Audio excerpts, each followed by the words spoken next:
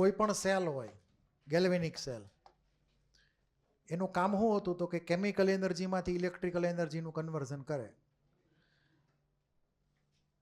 તો શરૂઆતમાં દરેક બેટરી જે છે એ સરખી રીતે હાલતી હોય એમ ફૂલ સ્પીડમાં, પછી જેમ જેમ આગળ વધે એમ ધીમું પડતું જાય અને છેલ્લે હાવ પૂરું.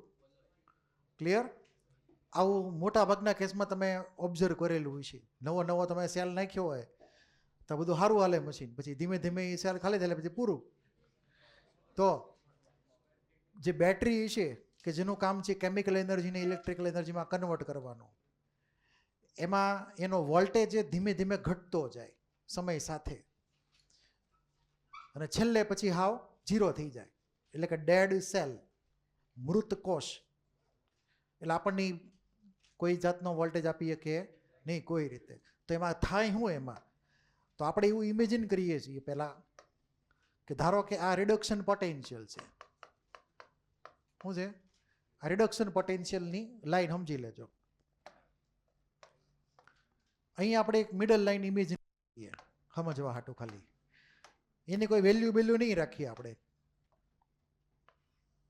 આની કોઈ વેલ્યુ નહીં રાખવાની, જસ્ટ સમજવા માટે એક લાઈન ડ્રો કરી નાખી. હવે એવું ઇમેજિન કરો કે અહીંયા ઉપર જે છે ને ઈ કેથોડ છે. શું છે? કેથોડનો રિડક્શન પોટેન્શિયલ છે. અને એનોડ જે છે એ નીચે છે, એનો રિડક્શન પોટેન્શિયલ નીચે છે શરૂઆતમાં, સ્ટાર્ટિંગમાં, જ્યારે તમે જે સેલ નવો નવો લીધો, નવો નવો નાખ્યો ત્યારની વાત છે. તો આ બેનો ડિફરન્સ આપણને શું આપશે? Cell potential. કેથોડનો રિડક્શન પોટેન્શિયલ માઇનસ એનોડનો રિડક્શન પોટેન્શિયલ, ડિફરન્સ શું આપણને આપશે? Cell potential. હવે ધીમે ધીમે જેમ જેમ તમે આગળ લેતા જાઓ સમય, અહીંયા માની લો કે ટાઈમ એક્સિસ માની લઈએ, ધારો કે ટાઈમ એક્સિસ છે, તો સમય સાથે કેથોડનો રિડક્શન પોટેન્શિયલ ઘટવા માંડશે સમય સાથે, અને એ જ પ્રમાણે એનોડનો રિડક્શન પોટેન્શિયલ સમય સાથે વધવા માંડશે,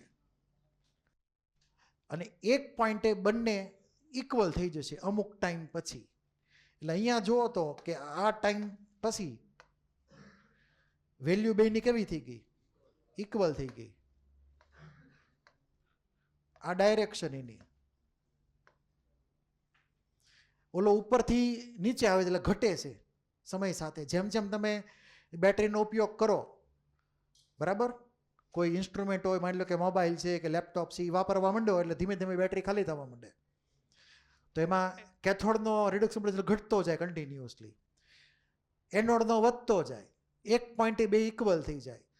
તો અહીંયા આપણે એવું ઇમેજિન કરવાનું છે કે ધારો કે આ શરૂઆત છે, શું છે? Zero time. આને શું કીધીએ? Zero time. અહીંયા ઝીરો ટાઈમ હોય ને, તો ઝીરો ટાઈમે આ ડિફરન્સ મેક્સિમમ છે, આ બેનો પોઈન્ટનો ડિફરન્સ. હવે તમે જેમ જેમ આગળ વધશો એમ સમય સાથે આ ડિફરન્સ જો નાનો થતો જશે. આ ડિફરન્સ એટલો છે, પછી આગળ ગયા એટલો ડિફરન્સ થઈ ગયો, પછી હજી આગળ ગયા તો હજી નાનો ડિફરન્સ થયો. એમ કરતાં કરતાં કરતાં આગળ વધતા જવાનું, છેલ્લે શું થઈ જાય? ઝીરો. તો આ પોઈન્ટ ઉપર ઈ સેલ ઝીરો છે, કારણ કે ઈ કેથોડનો આરપી અને ઈ એનોડનો આરપી બે ઇક્વલ થઈ ગયા, સેલ પોટેન્શિયલ થઈ ગયો ઝીરો, અને આખી રિએક્શન આવી ગઈ ઇક્વિલિબ્રિયમની અંદર. તો આ તમારે યાદ રાખવાનું. બીજું, હવે એમ કેવી રીતે ખબર પડે કે આ ઘટે જ છે ને આ એનોડ વધશે જ તે? તો આપણે એક સિમ્પલ રિએક્શન ખાલી યાદ કરી લઈએ, ઝીંક અને કોપરવાળી, ડેનિયલ સેલવાળી. ખબર છે ને એ તો? કે માની લો કે કેથોડની રિએક્શન તમે લખો તો કેથોડ ઉપર ધારો કે ડેનિયલ સેલ લઈએ, ડેનિયલ સેલ, સ્પેલિંગ સાચો ખોટો છે એ સમજી લેજો, બરાબર? તો આ રિએક્શન હતી કેથોડ ઉપર, Cu2 પ્લસ, બે ઇલેક્ટ્રોન લે, કન્વર્ટ કેમાં થાય? Cu મેટલમાં. તો અહીંયા Cu2 પ્લસનું કોન્સન્ટ્રેશન સમય સાથે ઘટતું હતું કે વધતું હતું?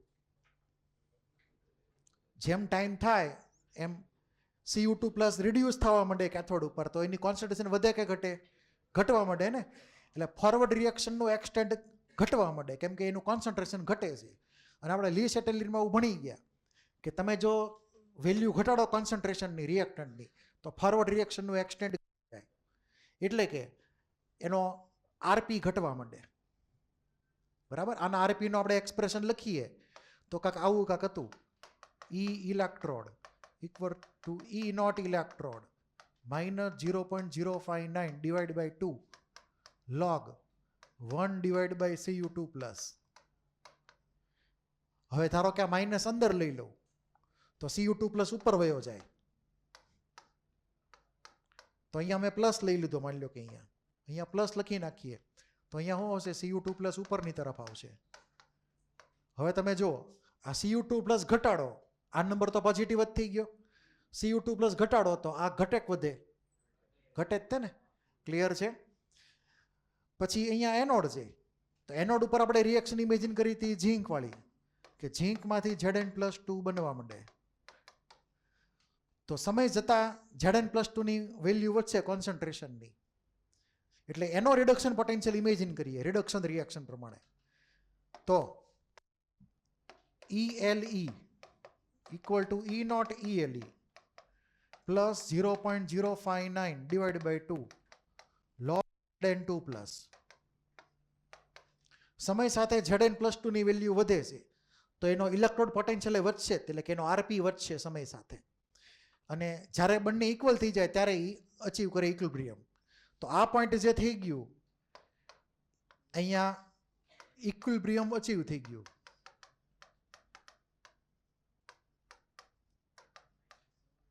એવું માની લેવાનું. મેં આની જેમ જ લખ્યું ને, કોપી મારી એની. હા, પણ મેં આની કોપી મારી. જો આ આરપી છે, શું છે? આરપી જ છે. જો પ્લસ ઓલો માઇનસ અંદર લઈ ગયો તો Cu2 પ્લસ ઉપર વહી ગયો ને. મેં આ રિએક્શન લખી છે ઓક્સિડેશનની, પણ લખ્યો છે રિડક્શન પોટેન્શિયલ, એટલે આરપીનું જ ફોર્મ છે. બી કેરફુલ, આ રિએક્શન ઓક્સિડેશનની છે પણ લખ્યો છે મેં આરપી એનો. એટલે અહીંયા પ્લસ લખો ને તો આ Zn+2 પ્લસ ઉપર આવે આ લોજિક પ્રમાણે. તો આવી હતી આખી વાર્તા. આ તમારે ખાસ યાદ રાખવાનું. તો અહીંયા જે આ જે છે ને ઈ સેલ છે, ખરેખર આ બધા ઈ સેલ છે, સેલ પોટેન્શિયલ. કેથોડનો આરપી માઇનસ એનોડનો આરપી સમય સાથે બદલાતો જાય, તો ઈ સેલ બદલાતો જશે, છેલ્લે 0 થઈ જશે. ડ્રો કરી નાખજો. આ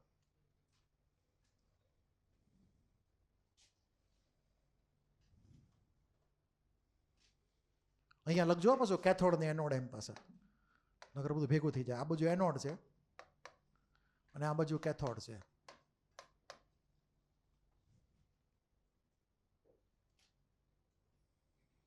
પછી આપણે ફોર્મ્યુલાની તો વાત કરી નાખી હતી ને, ફોર્મ્યુલાની ઈ નોટ સેલ બરાબર આ ક્લોક કે વાળી, ખાલી એક આ ગ્રાફ બાકી રાખ્યો હતો. તો એ ગ્રાફ એ કમ્પ્લીટ. હવે કોઈને કંઈ ડાઉટ હોય બોલી જાઓ. છે કોઈને કંઈ ડાઉટ? તો ઈ સેલ 0 હોય તો ડેલ્ટા G એ 0 જ થાય, એટલે આપણને કોઈ સેલ કોઈ કરંટ આપે નહીં, અથવા કોઈ આપણે ઇલેક્ટ્રિકલ વર્ક એમાંથી મેળવી ન શકીએ.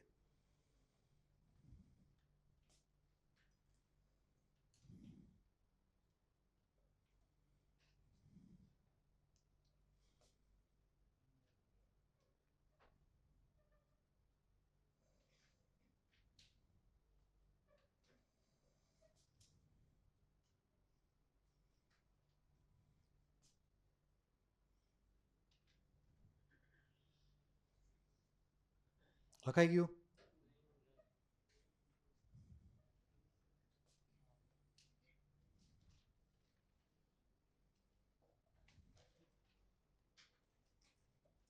કોઈને બાકી?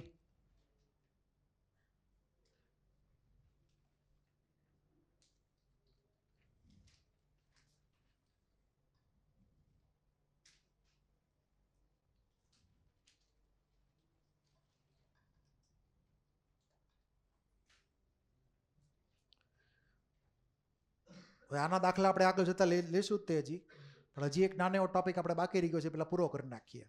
બરાબર? એ રેગ્યુલર મોડ્યુલમાં નથી, એટલે કદાચ આપેલો હશે પણ એ ફોર્મેટમાં નહીં આપેલો જે ફોર્મેટમાં હું કરાવીશ. એટલે તમે એ પ્રમાણે નોટ કરજો. આપણે નવા ટોપિકમાં જ જઈએ છીએ. ચેપ્ટર આનું આ જ રહેશે હો પાછું. હા, હા,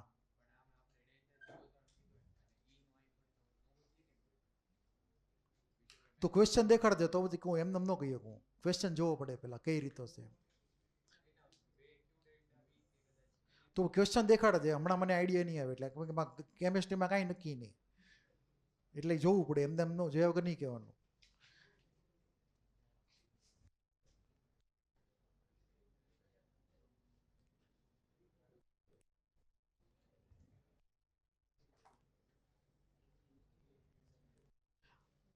ટોપિકનું નામ લખો, લેટિમર ડાયાગ્રામ.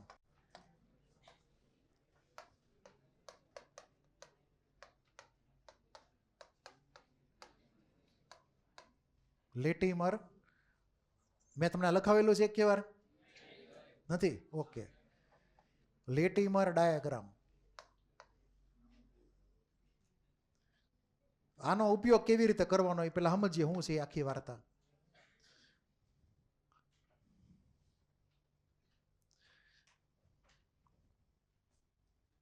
ધારો કે એક રિએક્શન લખીએ આપણે આવી રીતની, Cu2+ છે, એમાંથી Cu+1 બને અને એમાંથી Cu બને. તો +2+1 ને છેલ્લે 0, Cu એટમ છેલ્લે 0 થઈ ગયો ને. તો આ જે મેં 2 સ્ટેપ લખ્યા, ઓક્સિડેશન સ્ટેટનો ડિક્રીઝ જ થાય છે, રિડક્શન જ થાય છે. પહેલા સ્ટેપમાં રિડક્શન ને બીજા સ્ટેપમાં રિડક્શન. હવે હું અહીંયા Cu2+ માંથી Cu માં ગયો વાયા Cu+1. ડાયરેક્ટ ફ્લાઇટે પકડી શકું કે ન પકડી શકું? તો સીધી ડાયરેક્ટ ફ્લાઇટ લઈ લો એક. આ ડાયરેક્ટ ફ્લાઇટ આમે જઈએ કાંઈ ને, આને બાયપાસ કરી દેવાનું, જેની જેવી ઈચ્છા એ પ્રમાણે. હવે આપણને શું ખબર છે કે Cu2+ માંથી Cu બને એની વેલ્યુ ખબર છે આપણને કે એ 0.34 વોલ્ટ છે. કેટલી? તો આ જે થયું એનો SRP થયો. શું થયો? એનો SRP થયો. Cu2+ માંથી Cu બને એનો SRP આપણને ખબર છે 0.34 વોલ્ટ. પછી આ બેમાંથી કોઈ એકની વેલ્યુ આપણને ખબર હોવી જોઈએ. તો ઓલું વેલ્યુ જો એમાં જો આ બેમાંથી કોઈ એક આપેલો હોય તો જો એની વેલ્યુ બોલો,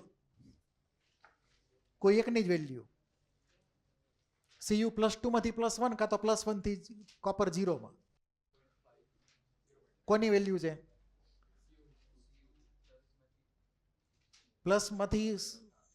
પ્લસમાંથી Cu માં, એટલે અહીંયા આની વેલ્યુ ને 0.52 વોલ્ટ. ઓકે, આ જ છે ને વેલ્યુ? જોઈ લેજો પહેલા. હવે મારે આ વેલ્યુ ફાઇન્ડ કરવી છે. Cu2+ માંથી Cu+1 મારે ફાઇન્ડ કરવી છે. મને આ વેલ્યુ ખબર છે અને એક આ વેલ્યુ ખબર છે.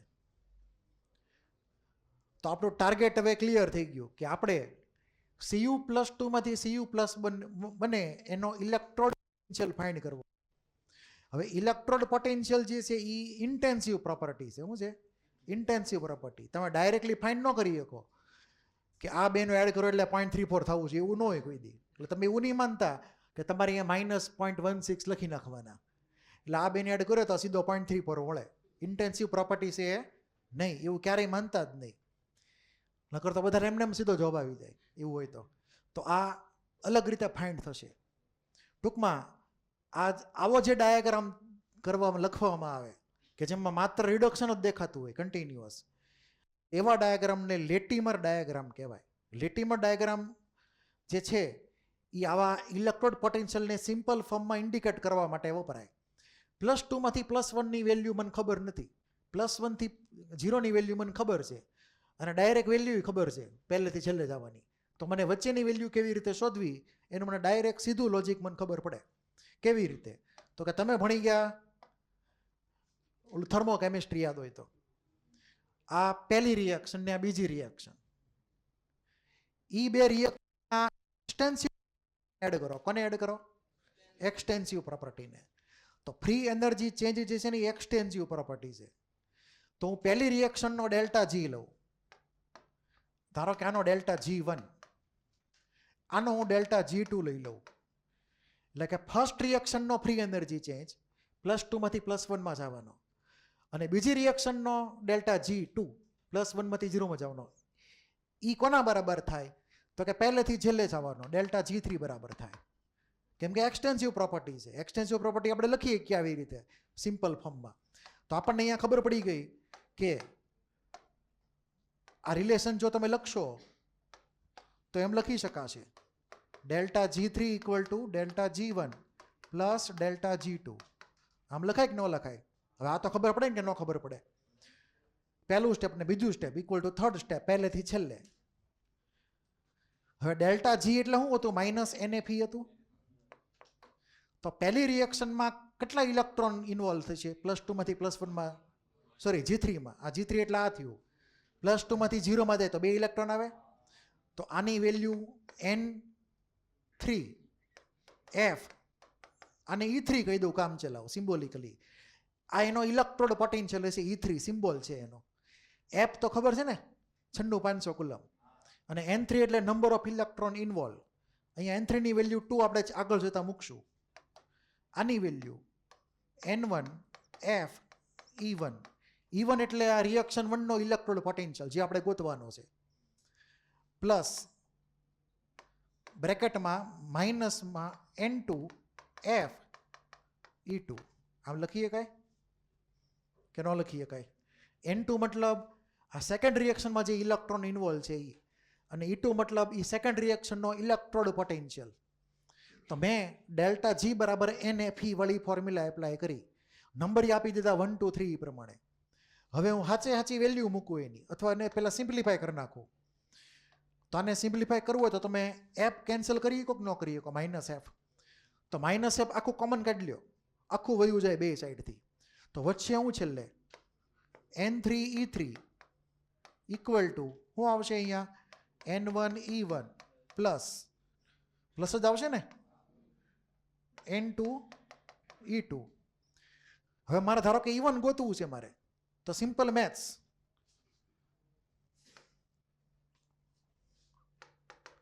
તો શું થશે? E1 શું થશે? N1E1 બરાબર N3E3 માઇનસ N2F2. આમ થાય કે ન થાય? અરે E2 ક્યાં? E2 આવે. હવે N તમે નીચે લઈ જાઓ તો E1 બરાબર N3E3 minus N2E2 divide by N1. આવો રિલેશન થયો.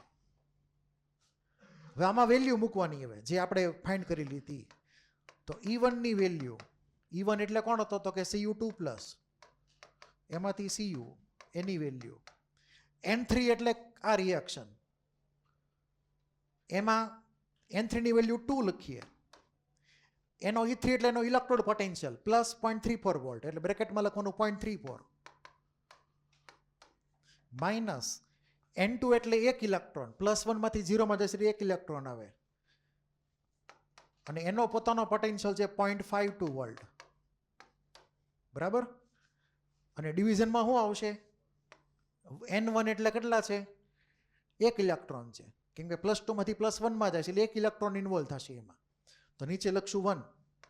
આની વેલ્યુ ગણી નાખો.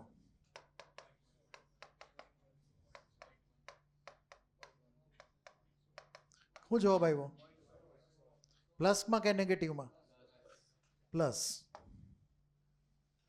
0.15 કે 16?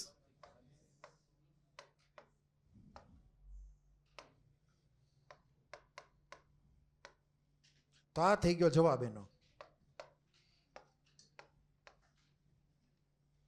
તો અહીંયા વેલ્યુ આવી 0.16. હવે તમે આ બેને એડ કરો તો 0.34 નહીં થાય. જુઓ, એ 0.34 થશે નહીં, કેમ કે અહીંયા માઇનસ નથી, પ્લસ છે.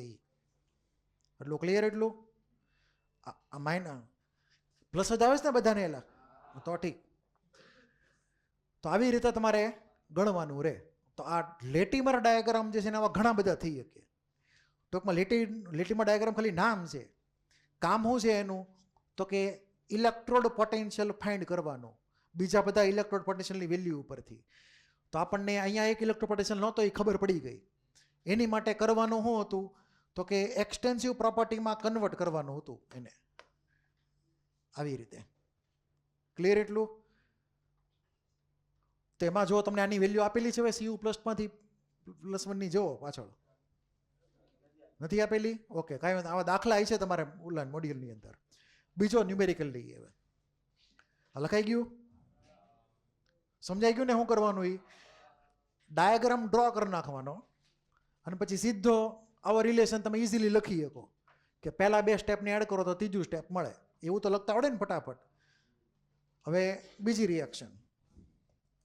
ધારો કે આવી રીતે ડાયાગ્રામ છે.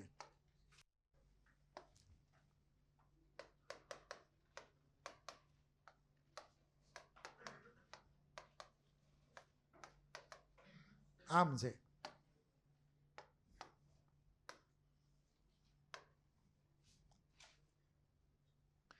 Fe3+ માંથી Fe+2 બન્યો, Fe+2 માંથી Fe બન્યો પાછો, અને ડાયરેક્ટ 3+ માંથી Fe પણ બની શકે. તો હવે તમે મને કે આમાં કોની વેલ્યુ કેટલી કેટલી છે એટલે ટેબલમાં જુઓ અને વેલ્યુ મને કયો.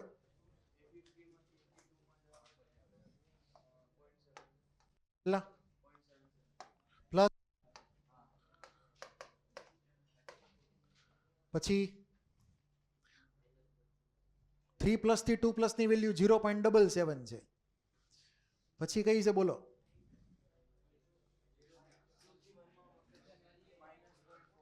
ટુ માંથી 1 માં અહીંયાથી -0.44 વોલ્ટ. ખાલી આ વેલ્યુ ગોતવાની છે એમ ને? હવે તો આપણે આ વેલ્યુ ગોતવી હોય તો તમારે વેલ્યુ અંદર તમારે આપેલા છે, એક્ઝામમાં તમને આપશે આવી રીતે ડાયાગ્રામ ડ્રો કરીને, અથવા લખેલી હશે અલગથી, ન લખેલી હોય તો. આવો ડાયાગ્રામ એક સિમ્પલ ઇમેજિન કરી લઈએ આપણે. તો પહેલું સ્ટેપ એટલે શું સમજવાનું? Delta G1. આને કહી દઈએ ડેલ્ટા G1, એની એક્સટેન્સિવ પ્રોપર્ટી. આને સમજીએ ડેલ્ટા G2 અને નીચેવાળાને સમજીએ ડેલ્ટા G3. એનો આપણે ઇલેક્ટ્રોડ પોટેન્શિયલ ફાઇન્ડ કરવાનો છે G3 વાળાનો. તો એમાં રિલેશન સીધો હિસાબ માંડીએ તો ડેલ્ટા G3 બરાબર delta G1 plus delta G2. Delta G બરાબર -NFE, તો અહીંયા -N3 F E3 equal to -N1 F E1 -N2 F E2. હવે આમાંથી -F બધી જગ્યાએથી કોમન લઈ લ્યો તો આપણને જવાબ મળશે N3 E3 બરાબર N1 E1 plus N2 E2. હવે N3 નીચે લઈ જાઓ તો આપણને E3 ની વેલ્યુ મળશે તો N1 E1 plus N2 E2 divide by N3. આવો આપણને રિલેશન મળી ગયો. હવે આમાં ખાલી વેલ્યુ જ મૂકવાની છે તો એ વેલ્યુ મૂકીને ગોતી નાખો કેટલું વેલ્યુ આવે છે. તો N1 ની વેલ્યુ, N1 એટલે પહેલી રિએક્શન, એમાં એક છે, એની એક જ ઇલેક્ટ્રોન છે. એનો E1 આપણે આપેલો છે 0.77 પોઝિટિવમાં. પછી પ્લસ N2 એટલે કે બીજી રિએક્શન, એમાં 2 ઇલેક્ટ્રોન છે, +2 માંથી એક 0 માં જાય એટલે, અને એનો E તમને આપેલો છે -0.44 ડિવાઈડ બાય 3 આવશે કેમ કે ડાયરેક્ટ પ્લસમાંથી Fe માં વીએ એટલે નીચે 3 લખેલું આવશે. ગોતો આનો જવાબ.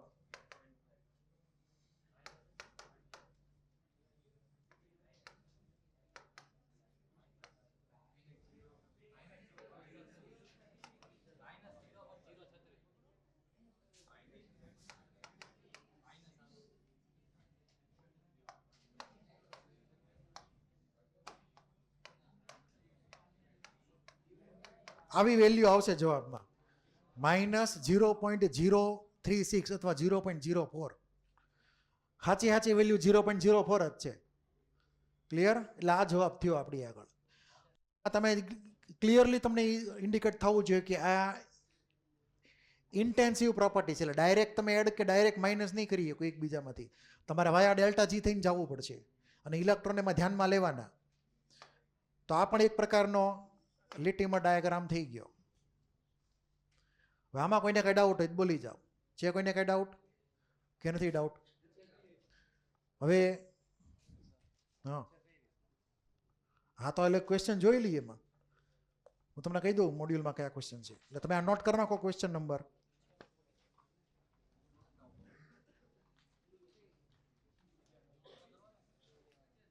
આપણે 1-2 સોલ્વ કરી નાખશું અત્યારે, એક તો થઈ જ ગયા આમ તો. ટોપિક એફમાં જાઓ.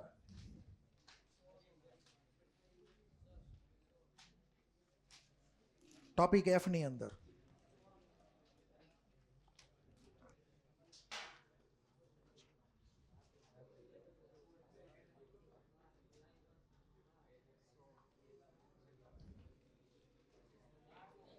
દસમો ટોપિક એફમાં 10મો, ટોપિક એફમાં 11મો, પછી 12મો, 16,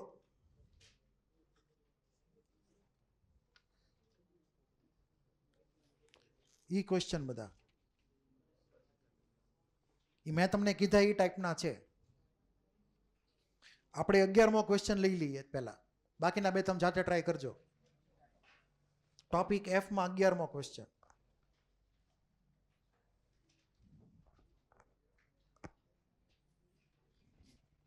એમાં તમને જો એક મોટો લેટીમાં ડાયાગ્રામ તમને આપેલો છે, લાંબો વધારે છે. એ થોડીક વેલ્યુ મને યાદ નથી અત્યારે, પણ આપણે વેલ્યુની કંઈ લેવા દેવા નથી ખાસ કાંઈ.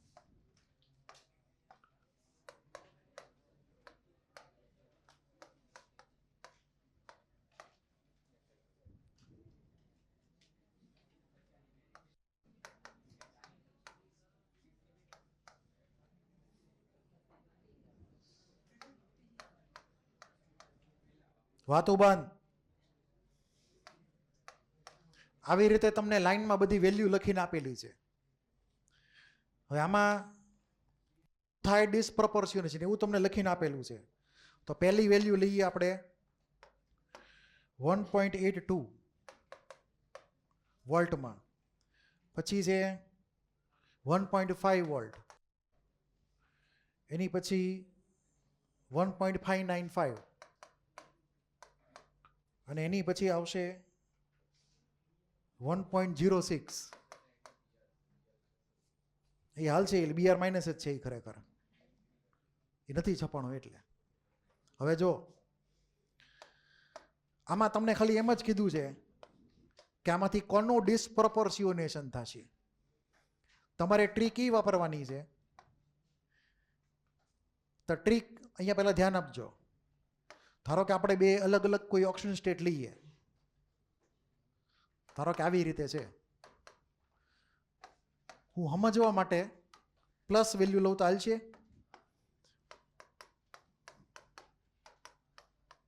ધારો કે આવી એક રિએક્શન છે,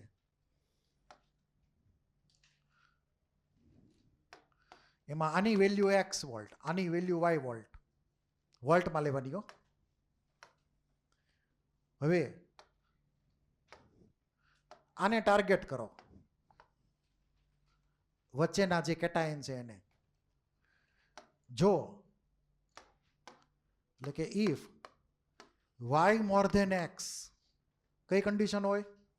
આ y મોર ધેન x હોય, then m+1 can undergo disproportionation.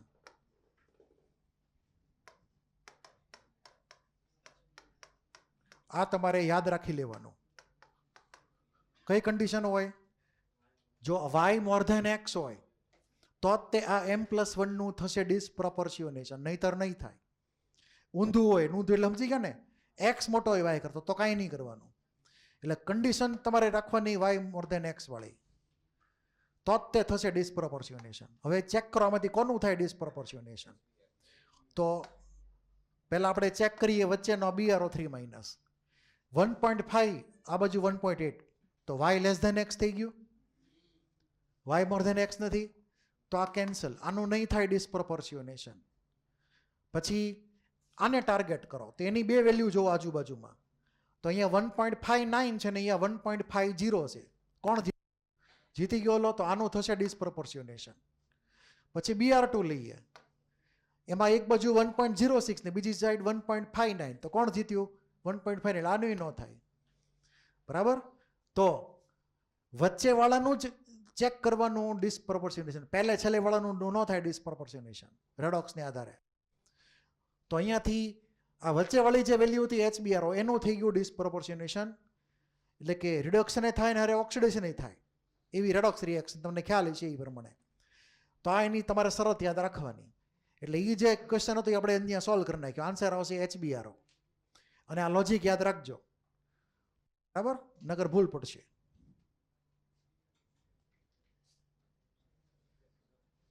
હવે આપણે આની પહેલા તે એક દાખલો જોયો હતો હમણાં,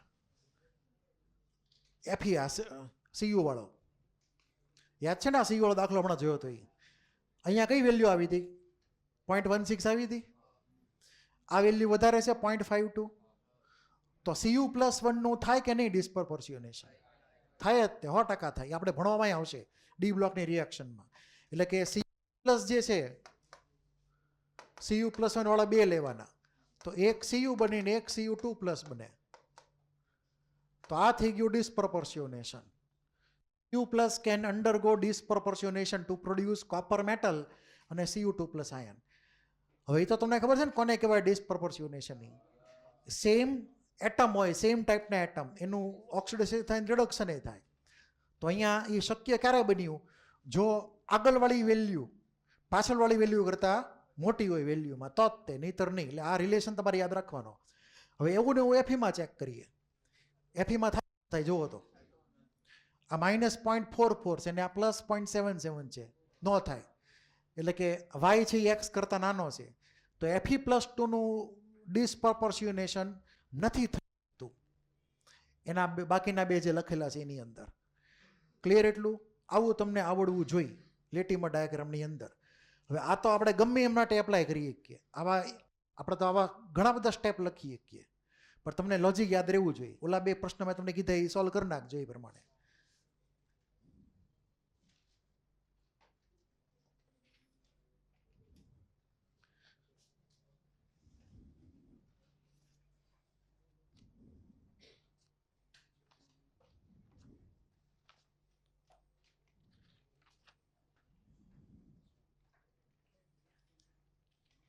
હવે વાત કરીએ સ્પેશિયલ ટાઈપના સેલની, જેને કહેવાય કોન્સન્ટ્રેશન સેલ. કોન્સન્ટ્રેશન સેલ નામનો કોઈ અલગ ટોપિક તમારી મોડ્યુલમાં નથી. કદાચ આપેલો છે, મને ખબર ત્યાં સુધી મારે જોવો પડશે, મને એક્ઝેક્ટલી યાદ નથી અત્યારે, પણ લગભગ તો હોવો જ જોઈએ.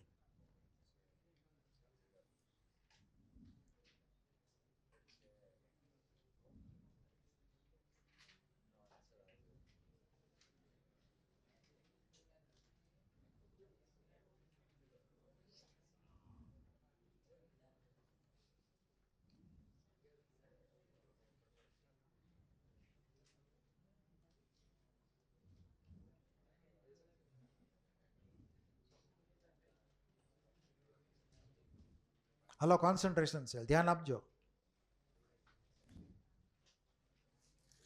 ગુજરાતીમાં સમજવાનું સાંદ્રતા કોષ.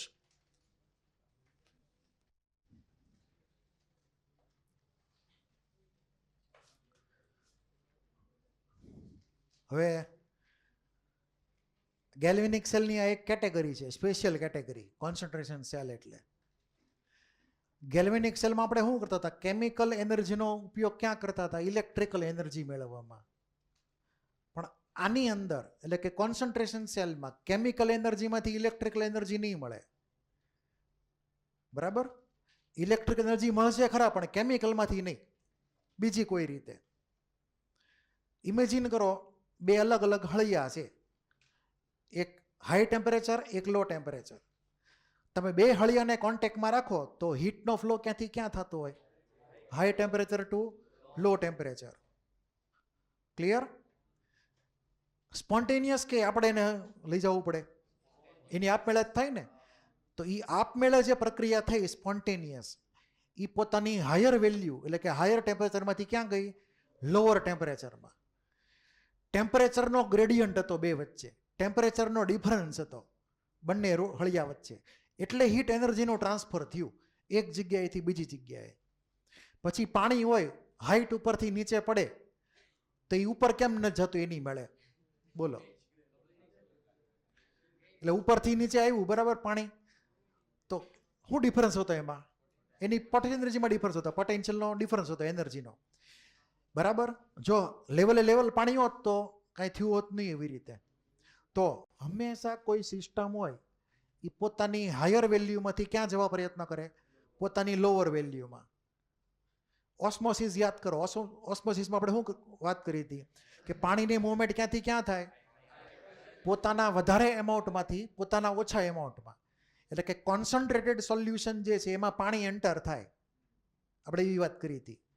કેમ કે ત્યાં પાણી ઓછું છે કોન્સન્ટ્રેટેડ સોલ્યુશનમાં, એટલે પાણી લોઅર સોલ્યુટ કોન્સન્ટ્રેશનથી હાયર સોલ્યુટ કોન્સન્ટ્રેશનમાં ઓસ્મોસિસ થાય. તો ત્યાં પણ એ સ્પોન્ટેનિયસ પ્રોસેસ હતી. તો આની અંદર પણ આપણે એક સ્પોન્ટેનિયસ પ્રોસેસ કરાવવાની છે જે કેમિકલ રિએક્શન નથી, માત્ર ડિફરન્સ છે કોન્સન્ટ્રેશનનો, તે બે ઇલેક્ટ્રોડ વચ્ચે, બીજો કોઈ ડિફરન્સ નથી. નો કેમિકલ રિએક્શન. ક્લિયર? માત્ર કોન્સન્ટ્રેશનના ડિફરન્સને આધારે આપણે સ્પોન્ટેનિયસ ચેન્જ કરાવવાનો છે, અને એ સ્પોન્ટેનિયસ ચેન્જમાંથી આપણને મળશે ઇલેક્ટ્રિકલ એનર્જી મિલીવોલ્ટની રેન્જમાં. કેમાં? એનો પોટેન્શિયલ ડિફરન્સ મિલીવોલ્ટની રેન્જમાં આવે. મિલીવોલ્ટ, વોલ્ટ નહીં, મિલીવોલ્ટ. એ ધ્યાન રાખજો. તો આમાં કરવાનું શું ટૂંકમાં? તો આવા કોન્સન્ટ્રેશન સેલ જે છે એક ટાઈપના ગેલ્વેનિક સેલ જ થઈ ગયા, બરાબર. એમાં ઇલેક્ટ્રોડનું મટીરિયલ સેમ જ રાખવાનું. શું રાખવાનું? સેમ મટીરિયલ હોય ઇલેક્ટ્રોડનું. એટલે ઈ નોટ સેલ કેવો હોય? હંમેશા ઓલવેઝ ઝીરો જ તે, ઓલવેઝ ઝીરો હોય છે E naught cell. E naught cell zero હોય કોન્સન્ટ્રેશન સેલમાં, તો એનો કે કેવો થાય? 1 થાય. ડેલ્ટા જી કેવો થાય? ડેલ્ટા જી નોટ 0 થાય. તો કોન્સન્ટ્રેશન સેલમાં ઇલેક્ટ્રોડ એક્ઝેક્ટલી ઇક્વલ જ છે, જેથી કરીને ઈ નોટ સેલ 0 થશે, કે 1 થશે અને ડેલ્ટા જી નોટ 0 થશે. નકર આવું ક્યાંય નથી થતું. આપણે હવે એના બે કેસ લઈએ અલગ અલગ.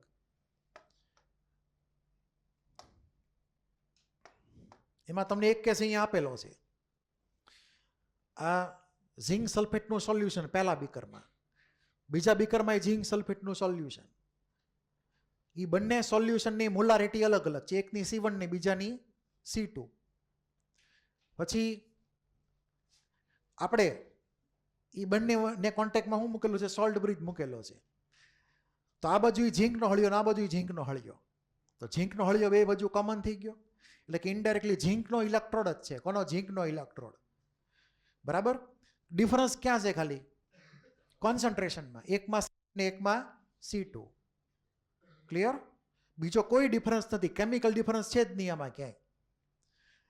હવે બીજું કે આને લેફ્ટ સાઈડ લખેલું છે, એટલે આ કોણ થઈ ગયો? એનોડ. તો આ રાઈટ સાઈડ શું થઈ ગયો? કેથોડ. તો ઇમેજિન કરીએ રિએક્શન એની. એટલે આ સેલનું પહેલાં હું પ્રેઝન્ટેશન લખી નાખું. આને નામ પાડશું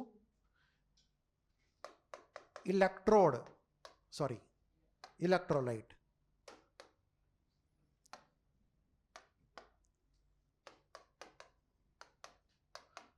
ઇલેક્ટ્રોલાઇટ કોન્સન્ટ્રેશન સેલ.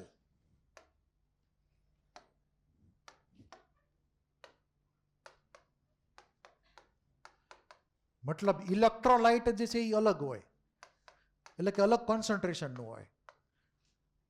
ઇલેક્ટ્રોડ તો હરખા જ છે, ઝીંક અને ઝીંક જ તે, બરાબર. તો ઇલેક્ટ્રોલાઇટ કોન્સન્ટ્રેશન અલગ અલગ છે બે જગ્યાએ.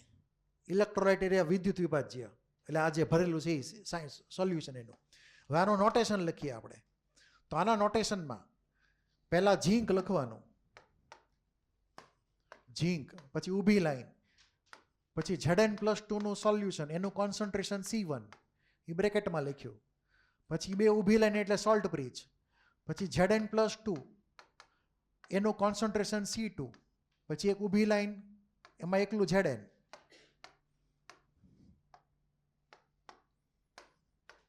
પછી માઇનસ પ્લસ લખવાના ઉપર. તો અહીંયા માઇનસ લખવાનું એટલે કે એનોડ છે, અહીંયા પ્લસ લખવાનું એટલે એ કેથોડ છે. ભૂલથી એને ચાર્જ નહીં લઈ લેતા, ઝીંકનો ચાર્જ. સર્કલ કરીને ચાર્જ લખ્યો હોય તો સમજવાનો એ એનોડ કેથોડની સાઇન છે એક પ્રકારની. તો એનું સેલ નોટેશન થઈ ગયું. આ જે સેલ અહીંયા દર્શાવેલો છે એનું સેલ નોટેશન. હવે સેલ નોટેશનની આધારે આપણે રિએક્શન લખીએ.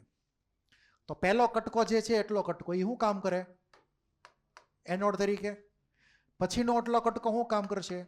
કેથોડ તરીકે કામ કરતો હોય છે. તો આપણે બેયની રિએક્શન લખીએ હવે, એનોડ કેથોડની. તો પહેલાં એનોડ ઉપર શું થાય? ઓક્સિડેશન. અને એમાં શું થશે? તો કે ઝીંક માંથી શું બનશે? Zn+2, જેનું કોન્સન્ટ્રેશન કેટલું લેવાનું? C1. આ એનોડની રિએક્શન થઈ ગઈ, બરાબર. એનોડમાંથી શું બન્યું? ઝીંકમાંથી Zn+2 બન્યું અને 2 ઇલેક્ટ્રોન રિલીઝ થયા. નોટેશન ક્લિયર છે ને બધાને?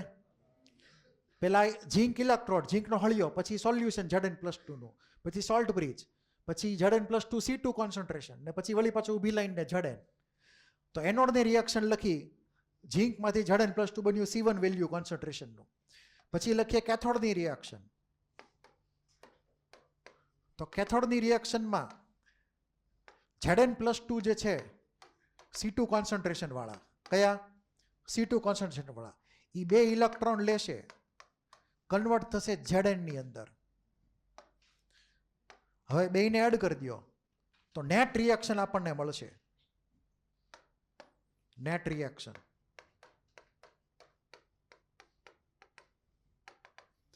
નેટ રિએક્શનમાં Zn કેન્સલ,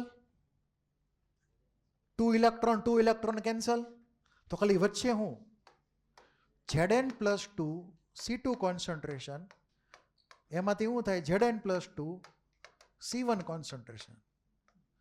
જુઓ, ખાલી ટ્રાન્સફર થયો માસનો. કોનો ટ્રાન્સફર થયો? માસનો ટ્રાન્સફર થયો એવું આ દર્શાવે. એટલે કે ઝીંકની વેલ્યુ C2 કોન્સન્ટ્રેશનમાંથી ક્યાં વહી ગઈ? C1 કોન્સન્ટ્રેશનમાં. કેમિકલ ચેન્જ થયો નથી, કોઈ નવું કેમિકલ બન્યું નથી. Zn+2 પહેલેથી હતા જ તે, ખાલી કોન્સન્ટ્રેશનમાં કન્વર્ઝન થયું C2 માંથી C1. Zn cancel, electron cancel. તો આ કોઈ કેમિકલ રિએક્શન કહેવાય નહીં, ખાલી માસનો ટ્રાન્સફર થયું એક જગ્યાએથી બીજી જગ્યાએ. એટલે કે કોન્સન્ટ્રેશન ગ્રેડિયન્ટ એપિયર થયો ટૂંકમાં.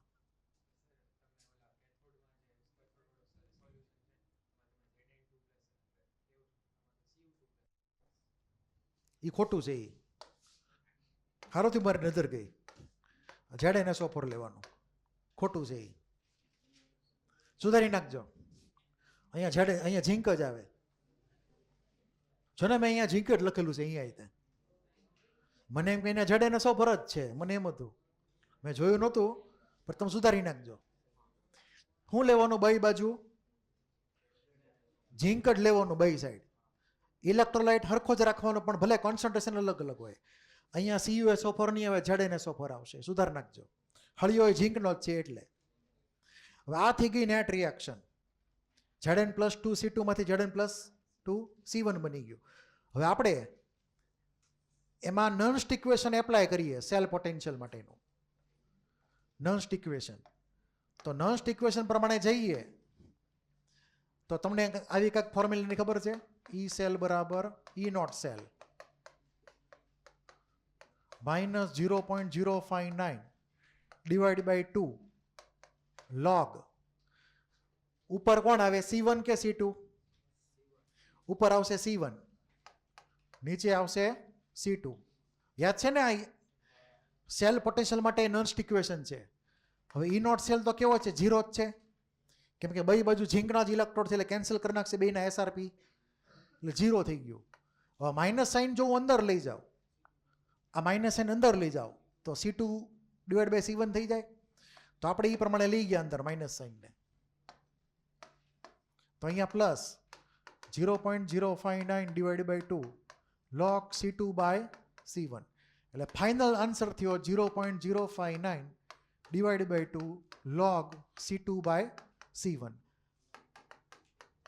આ સેલ પોટેન્શિયલ થઈ ગયો. જો C1 C2 સરખા હોય તો log 1 થઈને 0 થઈ જાય, એટલે E સેલ 0 થઈ જાય. શું થઈ જાય? E સેલ પણ 0 થઈ જાય.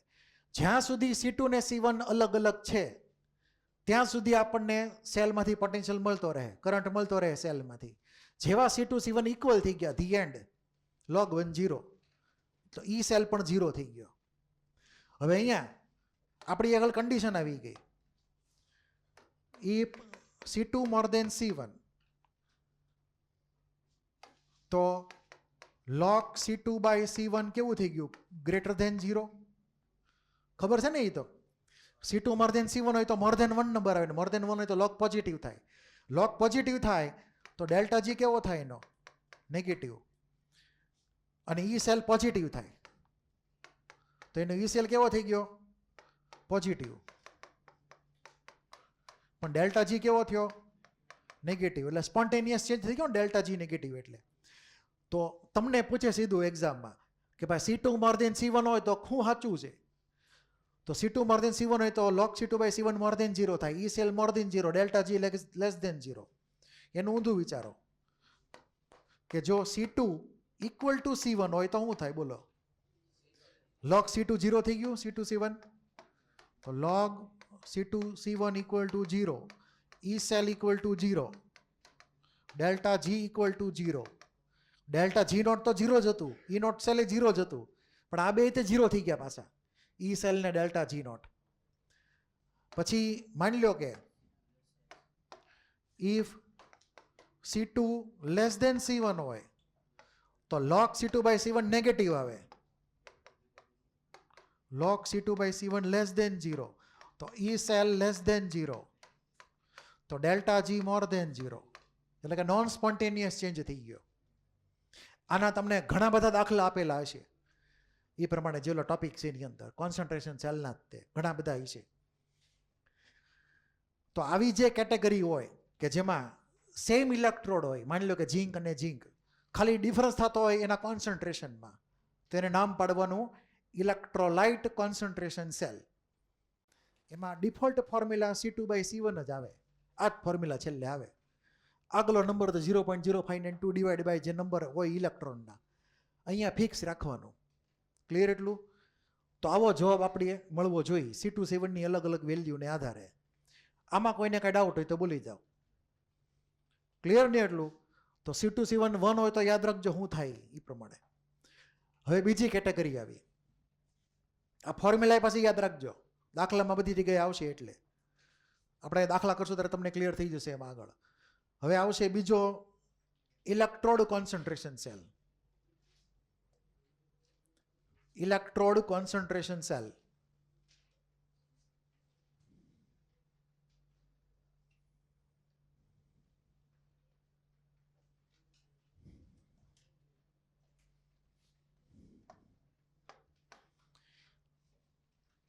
હું એક ફિગર ડ્રો કરું છું, એને ધ્યાનથી સમજજો.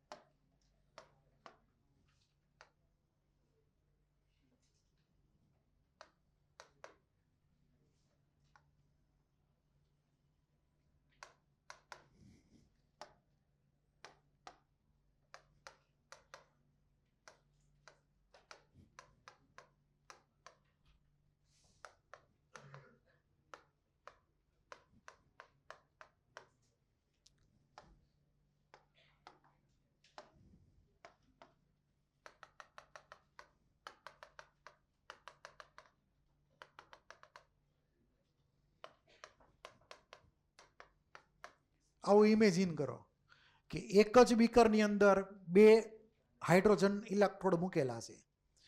એમાં કોમન ઇલેક્ટ્રોલાઇટ છે HCl, કોમન ઇલેક્ટ્રોલાઇટ, બેની વચ્ચે કોમન. કોઈ સોલ્ટ બ્રિજ બ્રિજ છે નહીં, વગર સોલ્ટ બ્રિજ.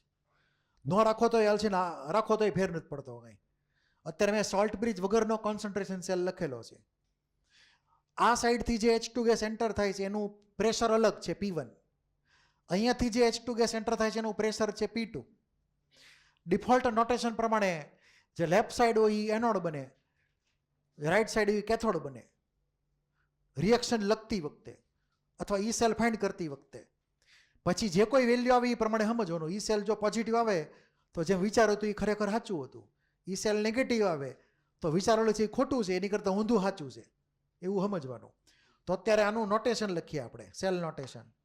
તો પહેલાં આવશે PT, પીટીની આરે H2 ગેસ, એનું પ્રેશર P1, પછી એને HClના સોલ્યુશનમાં રાખેલો છે એટલે સિંગલ લાઈન, ડબલ લાઈન નહીં કરવાની. પછી આ બાજુ વળી પાછો H2 ગેસ,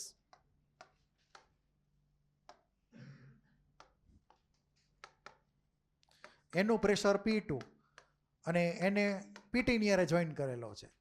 તો આ થઈ ગયું સેલ નોટેશન એનું.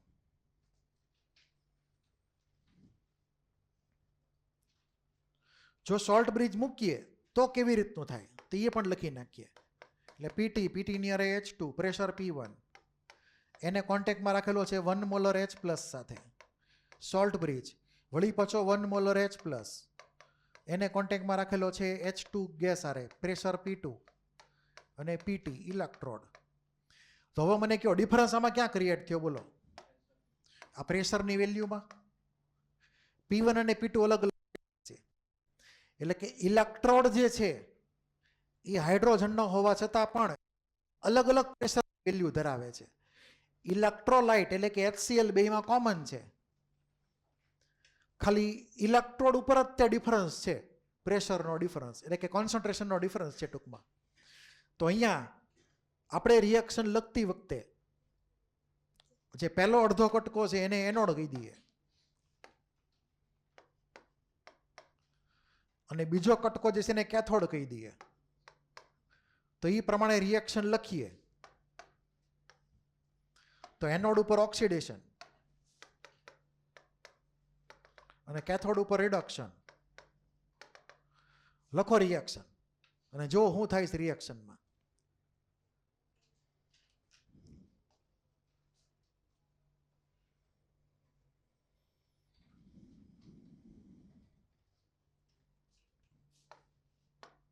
તો પહેલામાં H2 જે છે એ કન્વર્ટ થાય 2H પ્લસમાં. H2 કે જે પ્રેશર P1 ઉપર છે એમાંથી 2H પ્લસ બને અને 2 ઇલેક્ટ્રોન રિલીઝ થાય. કેથોડ ઉપર E2H પ્લસ 2 ઇલેક્ટ્રોન લઈ લે, કન્વર્ટ થાય H2 ગેસ પ્રેશર P2 ની અંદર. તો નેટ રિએક્શન ઇમેજિન કરીએ, નેટ રિએક્શન. તો નેટ રિએક્શન પ્રમાણે H plus cancel, electron cancel, ખાલી H2 વધ્યા. તો H2 પ્રેશર P1 માંથી H2 જાય છે પ્રેશર P2 ની અંદર, બરાબર. તો આ રિએક્શન થઈ P1 માંથી P2.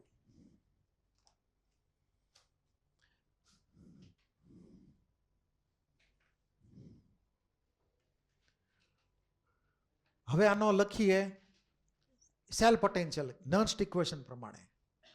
તો E નોટ સેલ તો 0 થઈ ગયો ને આનો, બે બાજુ હાઇડ્રોજન છે, 0 - 0 0, વધ્યું ખાલી એનો સેલ પોટેન્શિયલ E નોટ વાળો, એટલે E સેલ ખાલી વધ્યો. તો આના E સેલની વેલ્યુ લખી નાખો પહેલા આટલું.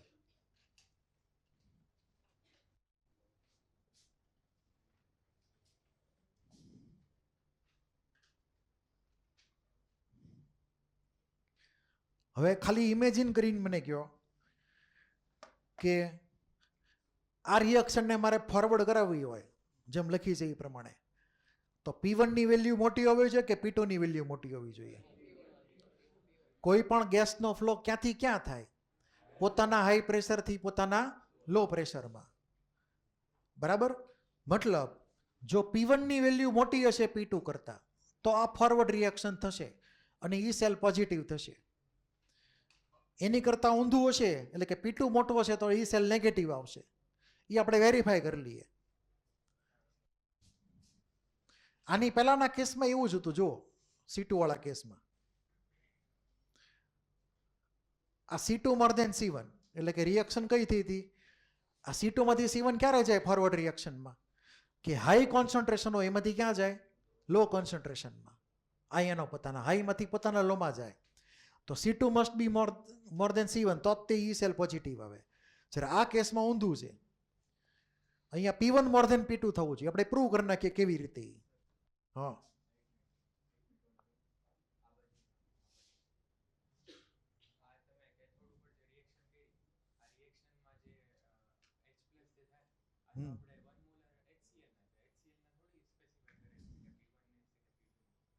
એટલે સમજાણો નહીં. હા હા હા નહીં એમ નહીં, જો આ HCl તો કોમન ઇલેક્ટ્રોલાઇટ છે. ઉપરની રિએક્શનમાંથી 2H+ નવા આવ્યા તો નીચેની રિએક્શનમાં એ 2H+ ખાલી થઈ ગયા, એટલે ઇફેક્ટિવલી કોન્સન્ટ્રેશન બદલાતું જ નથી. HCl નું કોન્સન્ટ્રેશન બદલાતું નથી એમાં. તો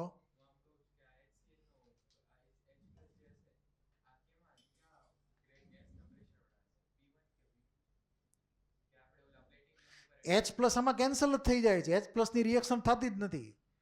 જેટલા બને છે એટલા વપરાઈ જાય બીજા સ્ટેપમાં. એટલે ઓવરઓલ નો ચેન્જ. H+ નો ચેન્જ થાય છે H2 ગેસની વેલ્યુમાં.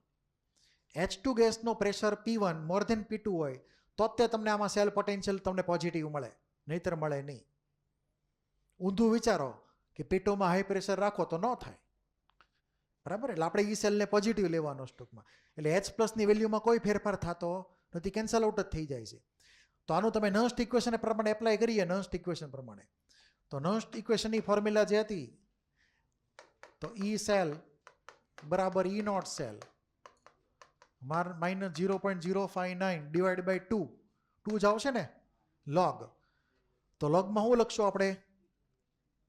બોલો, બીજી સાઈડનું પ્રેશર કેટલું હતું? P2 હતું ને, તો P2 divide by P1. E cell તો 0 છે, આ માઇનસ સાઇન અંદર લઈ જાઓ તો ઉપર નીચે થઈ જાય વેલ્યુ. તો આપણને જે વેલ્યુ મળી અહીંયા 0.059 divide by 2 log P1 by P2. હવે ઓલી કન્ડિશન મૂકી દેવાની મેં તમને કીધી હતી કે if P1 more then P2 then E cell positive delta G negative. એ પ્રમાણે બાકીની બે તમે જાતે લખી શકો કન્ડિશન. એક્ઝામમાં તમને સીધા આવી રીતે ઓપ્શન પૂછેલા હોય છે તો કયા કયા સિમ્બોલ સાચા અથવા ખોટા એવા તમને ક્વેશ્ચન આપેલા હશે. પછી આની અંદર જો ઇક્વલ ટુ માની લઈએ તો 0 0 થશે. તો E સેલ 0 અને ડેલ્ટા G પણ 0. અને બાકી તમને રત લખતા આવડે ને કે P1 લેસ ધેન P2 હોય તો શું થાય? E સેલ નેગેટિવ અને ડેલ્ટા G પોઝિટિવ. એવું તમને લખતા આવડવું જોઈએ. હવે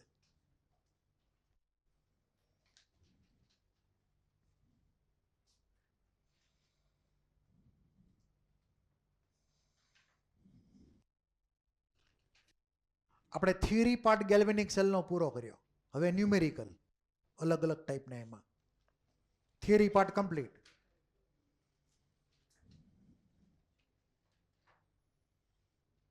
ઘણા બધા ન્યુમેરિકલ તમને મળશે આ કોન્સન્ટ્રેશન સેલ ઉપર. એ તમને દેખાવ જોઈએ કે કોન્સન્ટ્રેશન સેલ છે એમ, એ તમને દેખાવું જોઈએ. એ વખતે આ લખાઈ ગયું એટલું. મોડ્યુલમાં તે કાંઈક આગળ પાછળ લખેલા હશે, વાંચજો, એમાં લગભગ આપેલા છે મોડ્યુલમાં. તે લખાઈ ગયું ને?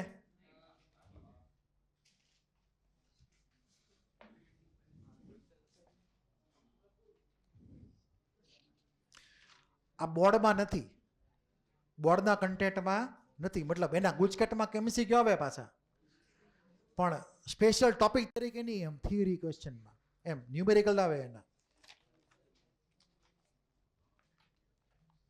હવે લખાઈ ગયું ને?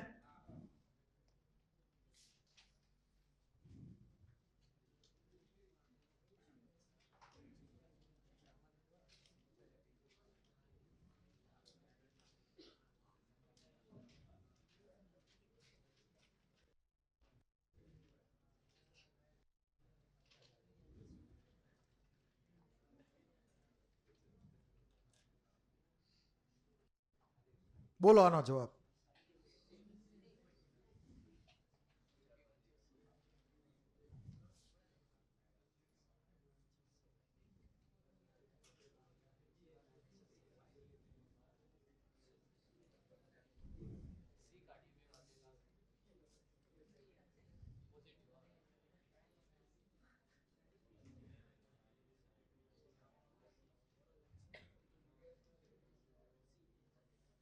પેલા તો એમ કહો પોઝિટિવ આવે કે નેગેટિવ આવે?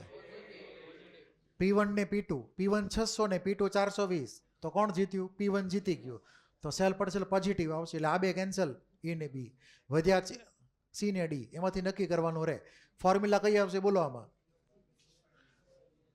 ફોર્મ્યુલા આ જ થશે ને, E સેલ બરાબર 0.059 divide by 2 log P1 by P2. P1 ની વેલ્યુ 600 ડિવાઈડ બાય 420.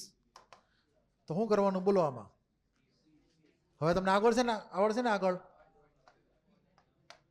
તો 0 0 કેન્સલ, પછી શું કરવાનું? 60 ને એટલે 21 ને 30.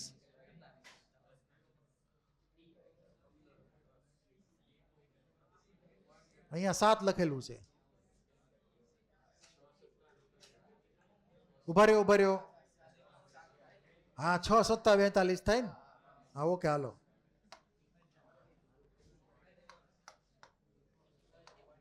ધ્યાન આપજો.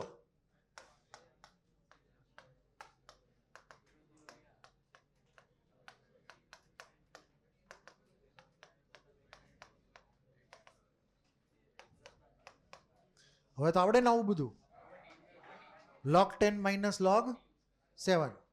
આ તમને ક્લિક થવું જોઈએ પાછું એ પ્રમાણે. બરાબર. હવે આન્સર બોલો, આનો શું થયું? ચેન્નઈ. કોઈને કઈ ડાઉટ હોય તો બોલી જાઓ. આવા દાખલા આવડે કે ન આવડે? બોલો આનો દાખલો. હવે બધા મિક્સ જ દાખલા છે, કરો વર્કઆઉટ.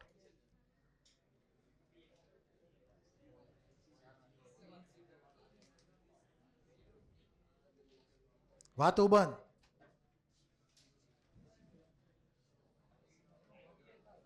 વાતો બંધ.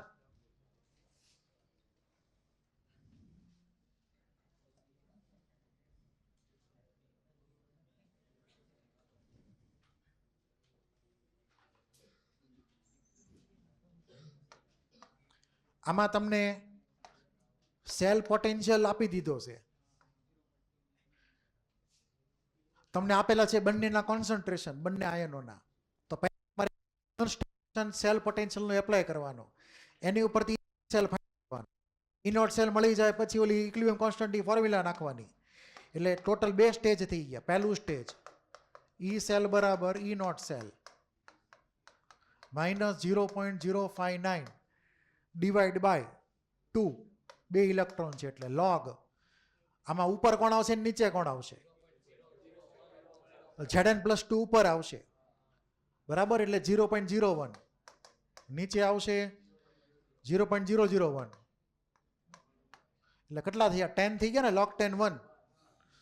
તો આપણને સીધી વેલ્યુ મળે E નોટ સેલની.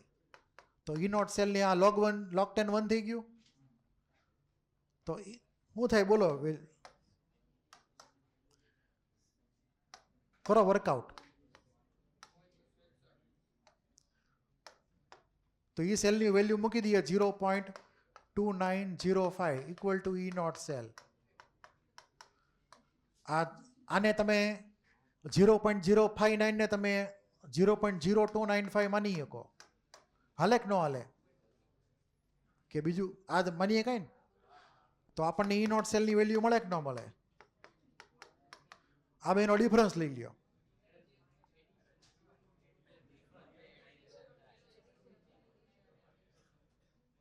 આ 0 આવે હજી, કેમ? 1 0 વધારે આવે.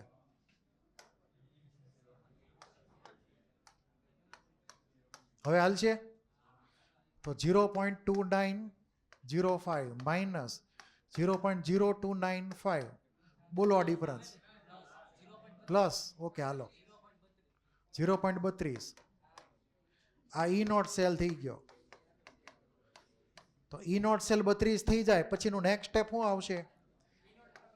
E નોટ સેલ બરાબર 0.059 ડિવાઈડ બાય 2 log k. હવે આવડશે? આ log k લઈ લઈએ. log નો બેઝ 10 હતો તો એ પ્રમાણે લખીએ તો k બરાબર અહીંયા વેલ્યુ E નોટ સેલની 32 એટલે 10 પાવર શું થાય?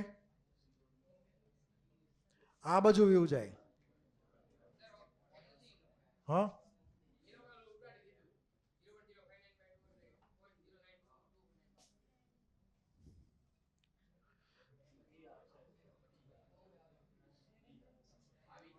આને એ લોકોએ ગણી નાખ્યું. આને ગણી નાખ્યું 0.0295 એમ લખી નાખો તો સીધો આપણને કે મળશે 10⁻32 ડિવાઈડ બાય 0.0295. આ તમારો આન્સર થયો, બરાબર? તો આન્સર આવશે એમાં બોમ્બે. હવે આવું તમને આવડવું જોઈએ પ્રમાણે. આમાં કોઈ એવું રોકેટ સાયન્સ છે નહીં. તો ઈ નોટ સેલ ફાઇન્ડ કરવો પડે નસ્ટ ઇક્વેશનથી, પછી એની ઉપરથી કે ફાઇન્ડ થઈ શકે. તો આ ક્વેશ્ચનમાં કોઈને ડાઉટ હોય તો બોલી જાઓ. છે કોઈને કે ડાઉટ? ક્વેશ્ચન ક્લિયર છે?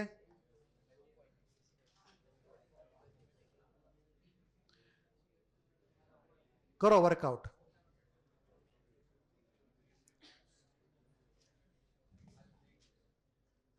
થઈ ગયેલો છે?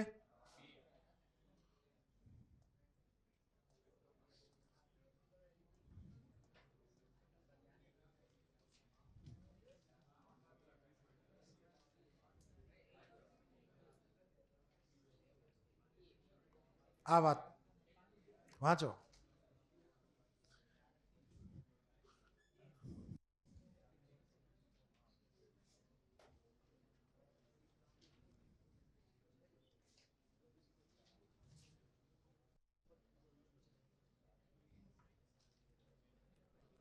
વાતો બંધ.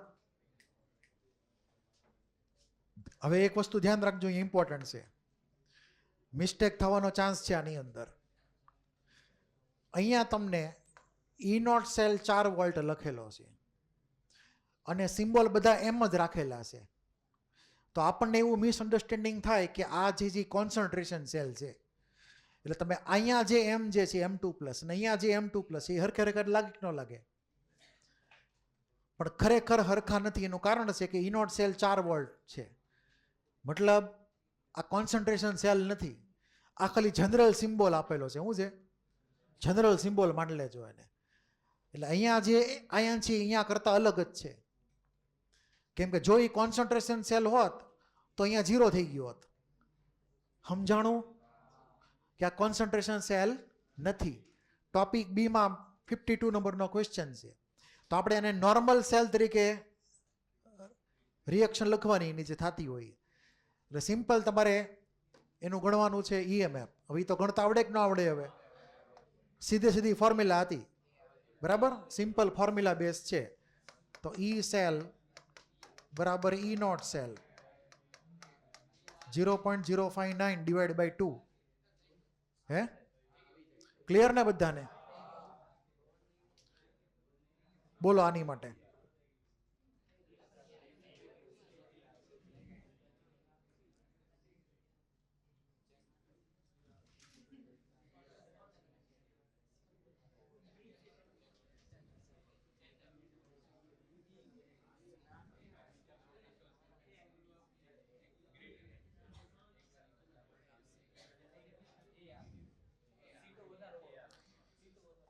ઓલી ગોખેલી ફોર્મ્યુલા નહીં એપ્લાય કરતા કે મને સિમ્બોલ ફેરવી નાખ્યા છે એને. પહેલા આપણે C1 અહીંયા લખતા અને C2 અહીંયા લખતા. યાદ હોય તો બરાબર? યાદ છે? બોલો. તો હું પણ એમ બોલ ને, પણ બોલ ને. બોલ.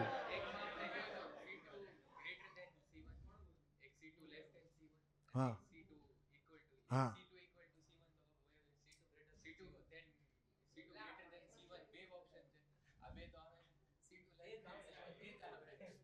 હવે જો આપણે જે ફોર્મ્યુલા ડિરાઈવ કરી હતી એમાં આ સાઈડ આપણે C1 માન્યું તો અહીંયા C2 માન્યું તો, યાદ હોય તો.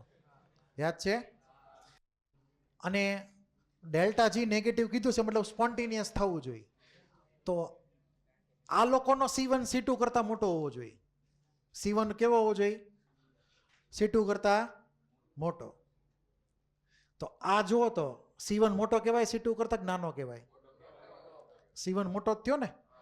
ડિવિઝનમાં મોર ધેન 1 નંબર છે એટલે C2 નાનો થઈ ગયો. ક્લિયર એટલું? પછી અહીંયા જોઈએ C1 અને C2 એમાંથી શું આવે છે જુઓ તો. C1 આ C1 એટલે આ મોટો થયો કે નાનો થયો? નાનો થયો ને. ઓકે, પછી આ વિધ પ્રમાણે, અને આમાં તો સવાલ જ નથી આવતો, તો આન્સર કયો થયો? Agra.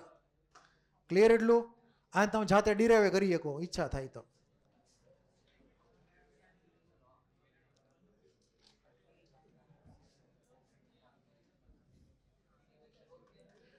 Next question, topic C માં 31.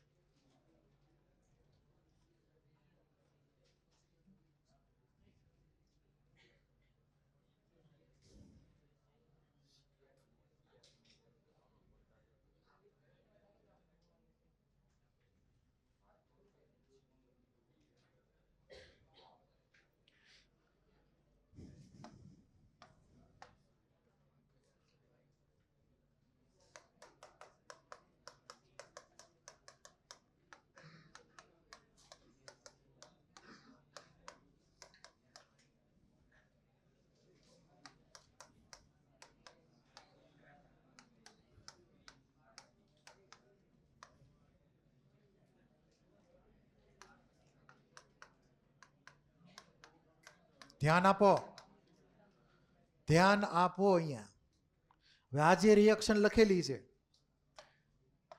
એમાં Cl2 ગેસ 2Br- એ સોલ્યુશનમાં છે, એમાંથી આપણે Cl- મળશે અને Br2 મળશે. Br2 જે છે અહીંયા ઓપ્શન છે એકવીએસ મીડિયમમાં હોય. કેમાં હોય? એકવીએસ મીડિયમમાં. તો આપણે Br2 લખી શકીએ આમે એનું કોન્સન્ટ્રેશન, અથવા Br2 લિક્વિડ ફોર્મમાં હોય તો પાછો ન લખવાનો હોય, પ્યોર સ્ટેટમાં હોય તો. એટલે ખાલી પ્રોબ્લેમ કોનો છે? આ Br2 નો. લખવો કે ન લખવો? આપણે એવું માની લઈએ કે Br2 એકવીએસ હશે. શું હશે? Br2 એકવીએસ હશે ધારો કે, Br2 લિક્વિડની બદલે, તો આપણે એને એક્સપ્રેશનમાં લખી શકીએ અહીંયા, નહીતર ન લખી શકીએ. Cl- નો સ્ક્વેર આવે, લખેલો જ છે અહીંયા, અહીંયા સ્ક્વેર આવે. હાલો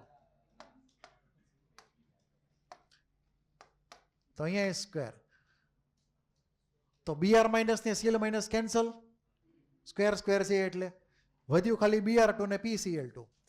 PCl2 તો 180 છે એટલે એ વયો ગયો રેસમાંથી, ખાલી વધ્યો કોણ? Br2 0.01. તો એ પ્રમાણે જુઓ તો પાછળ આન્સર સેટ થાય છે.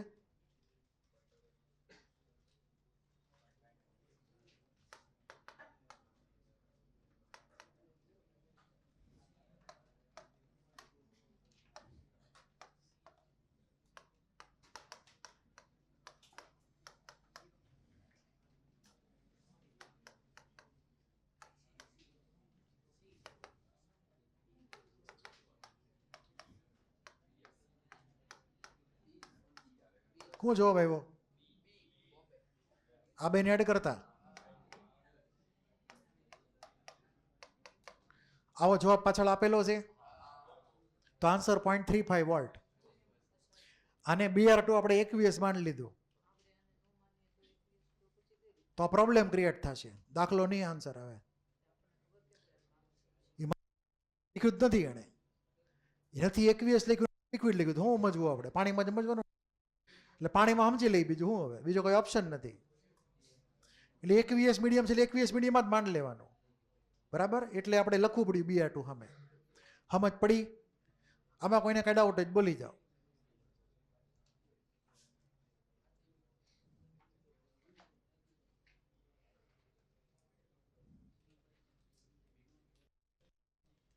વાંચો. આ કોન્સન્ટ્રેશન સેલ છે કે નહીં મને કહેજો.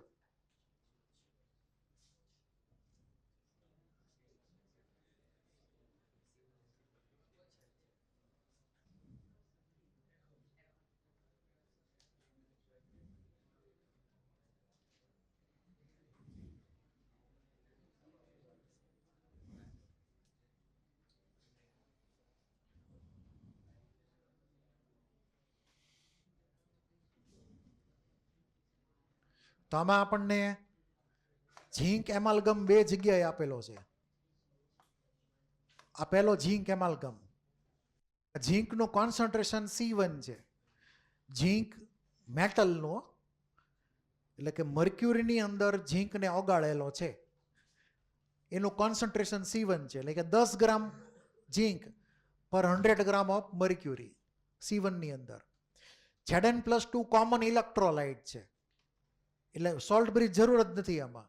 કોમન ઇલેક્ટ્રોલાઇટ્સ Zn+2 છે, એટલે કે ZnCl2 નું સોલ્યુશન માની લ્યો, અને બે અલગ અલગ ઝીંક એમાલ્ગમના સેલ મૂકેલા છે, C1 ને C2 વાળા. C2 ની વેલ્યુ છે 1 ગ્રામ. તો અહીંયા ફોર્મ્યુલા કઈ થશે બોલો? P1 P2 વાળી કે C1 C2 વાળી ફોર્મ્યુલા બોલો?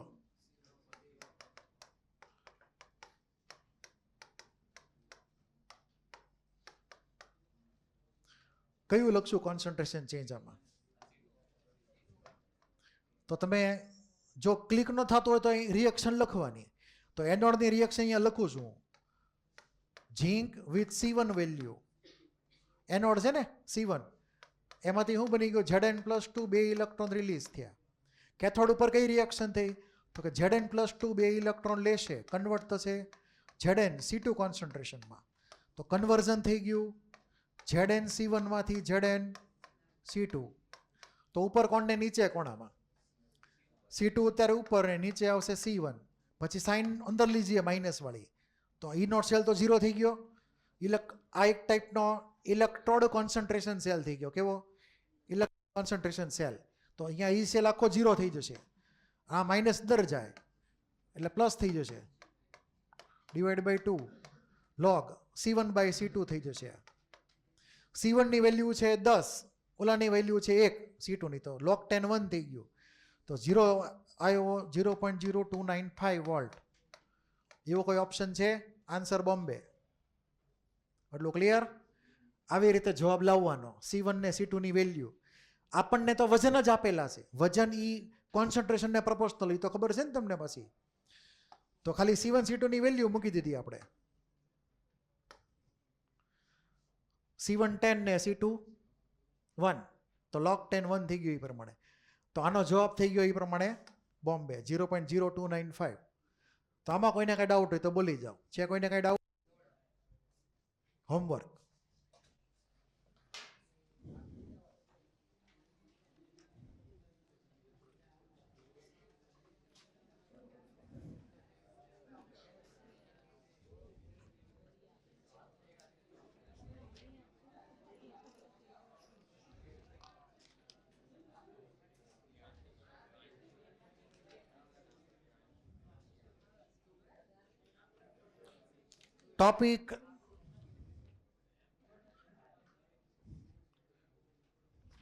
ટોપિક C ના બધા જ ન્યુમેરિકલ. ટોપિક C ના બધા જ ન્યુમેરિકલ.